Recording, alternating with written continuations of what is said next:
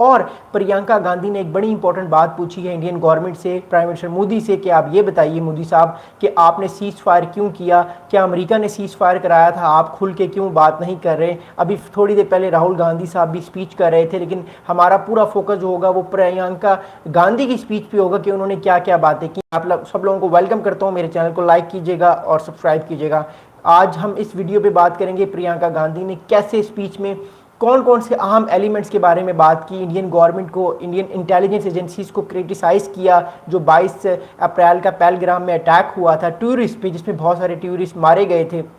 और इसके अलावा जो है इससे पूरे बयान की क्या इम्प्लीमेंटेशन होगी, क्या हमें कुछ दिनों में इंडिया के जो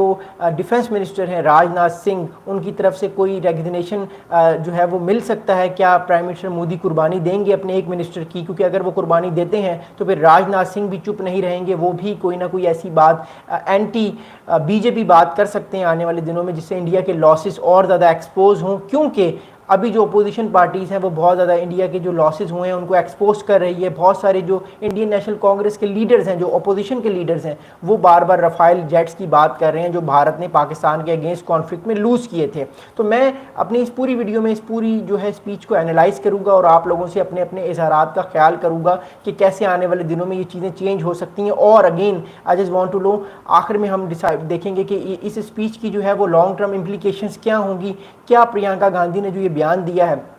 क्या ये बयान देने के बाद प्रियंका गांधी जो है वो अपनी चीज़ों को, अपनी जो स्ट्रेटजी है उसको चेंज करेंगी या अपनी स्ट्रेटजी को इसी तरफ जो है वो लेकर चलेंगी। तो चलिए हम लोग शुरू करते हैं। सबसे इंपॉर्टेंट चीज़ ये है कि पहला जो सवाल पूछा प्रियंका गांधी ने इस पूरी स्पीच में, उन्होंने ये सवाल पूछा और इंटेलिजेंस एजेंसीज को क्रिटिसाइज़ किया,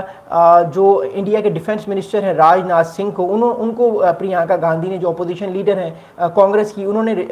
टारगेट किया कि why 25 terrorist attack has happened from April 2020 to April 2025। यानी उन्होंने सवाल किया कि क्यों अप्रैल 2020 से अप्रैल 2025 तक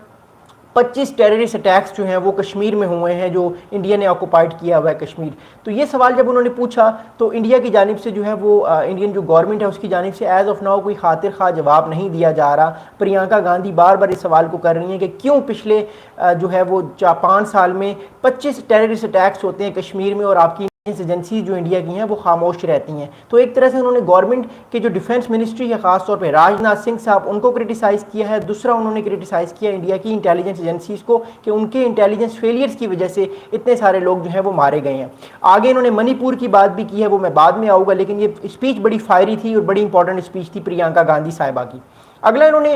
ये चीज़ पूछी, she also ask important on Indian intelligence agencies failures, जो इंडिया की इंटेलिजेंस एजेंसीज के फेलियर्स हैं जिसकी वजह से इंडिया में ये अटैक हो रहे हैं पिछले 5 सालों में, जिसमें बहुत सारे सोल्जर्स मारे जा रहे हैं, बहुत सारी मासूम जानें भी जा रही हैं, बहुत सारे सिविलियंस मारे जा रहे हैं। तो प्रियंका गांधी ने ये सवाल पूछा अपनी गवर्नमेंट से कि हमें गवर्नमेंट ये बताए कि क्या वजह है कि हमारे इतने सारे लोग जो हैं वो मारे जा रहे हैं और गवर्नमेंट कुछ भी नहीं कर रही। तो इट शोज़ के जो इंडियन नेशनल कांग्रेस है वो उसने इस ऑपरेशन सिंदूर की जो डिबेट चल रही है इंडिया की पार्लियामेंट में, इसने पूरे 2 दिन भरपूर फ़ायदा उठाया है। और जो स्पीचेस की जा रही हैं वो बड़ी स्ट्रक्चरल स्पीचेस हैं, जिसको देखकर जो लोग हैं उनके अंदर भी एक तरह से इंडिया में प्रेशर आ रहा है और प्राइम मिनिस्टर मोदी पे प्रेशर आ रहा है। और हो सकता है कि आने वाले वो कुछ दिनों में रेजिग्नेशन ले लें अपने डिफेंस मिनिस्टर राजनाथ सिंह से, क्योंकि हमें ये चीज़ें इंडिकेट कर रही हैं कि राजनाथ सिंह पे आने वाले वक्त में प्रेशर आएगा। इन्होंने आने वाले कुछ अपनी स्टेटमेंट्स में राजनाथ सिंह साहब के बारे में बड़ी इंपॉर्टेंट स्टेटमेंट्स दी हैं, वो मैं आपसे अपनी अगले कुछ लम्हात में शेयर करता हूँ। अच्छा,